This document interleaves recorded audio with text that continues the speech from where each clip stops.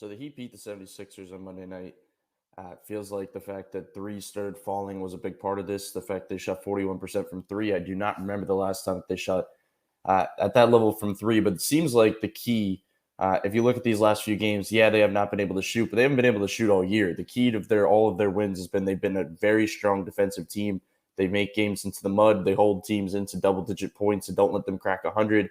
That's been their key, and they've kind of fallen off from that over the last kind of week or 2 weeks. Tonight or last night, this game against Philly, it definitely picked up. Like there was totally, you noticed a base that they wanted to get to. They were going to double. They were going to pinch. Bam is always going to be the base, but Jimmy Butler is always going to be the key. And I just want to kind of show what they were doing with Jimmy in this game specifically, because he seemed like to be the key for it all. You're going to see in this first play early in the game, you're going to set a tone.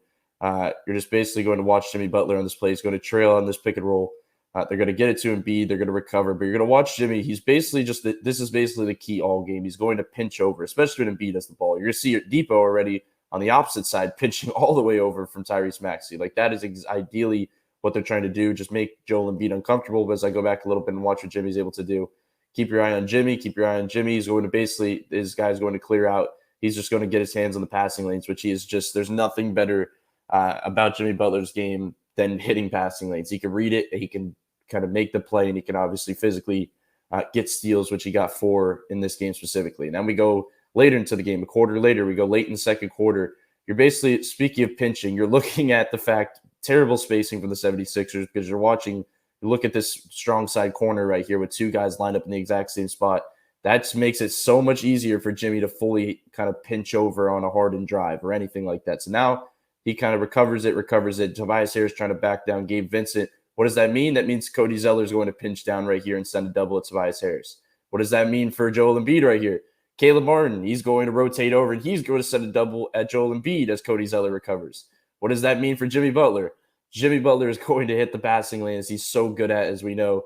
He hits this pass, and then he goes the opposite way and ends up getting a dunk out of it. But it's the fact that they're basically baiting the 76ers into Jimmy Butler's hands. They love when Jimmy Butler can play his play style defensively. This is a team that he can always play this play style against, because they have non-threats offensively that they can put Jimmy on and just let him be the off-ball player that we know he is. And then obviously now down the stretch, I'm going to show 3 plays down the stretch of this game, because this is where it's most intriguing. Like, I could go on and on about the stuff Jimmy was doing defensively in this game, but the fact that you can do it down the stretch under a minute and a half to go, that's what makes this stuff really important. So he obviously need to stop. They're up 1 minute 20 to go.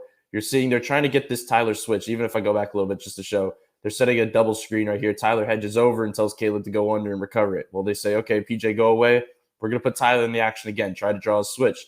He jumps out, hedges it great, recovers perfectly. But as you're going to look at down here in the middle of the lane by the free throw line, Jimmy's making this possible. He's making the recovery possible as you look, because he's going to be on PJ Tucker, and he's just going to leave him open. He's going to dare them to make that pass. He's helping Tyler out right here on the switch. Now we get back to this. You're basically seeing them run now a normal, just Harden and Embiid pick and roll. That's ideally what Philly's going to want to do late in the game.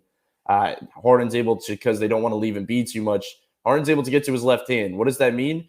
Jimmy's reading this, and you're just going to want to watch Jimmy on this play as Harden looks like he's going to get a decent drive right here to the lane. Jimmy crosses it off, basically cuts it off. Harden ends up missing it. They end up getting the board, and it goes out of bounds, Heat ball. The fact that they're able to get these stops, and it's just Jimmy playing Jimmy's game and not having to worry about a certain offensive threat late in the game, it's just really important to what they can do defensively. And now we go back down with 36 seconds left.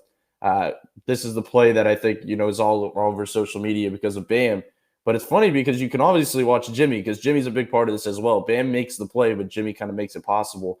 But the fact that they're going to Embiid one-on-one right here, Jimmy once again guarding PJ Tucker late in the game, that's what they're always going to do in this matchup now. They have acquired him because they just want Jimmy to play that off-ball role, like I said.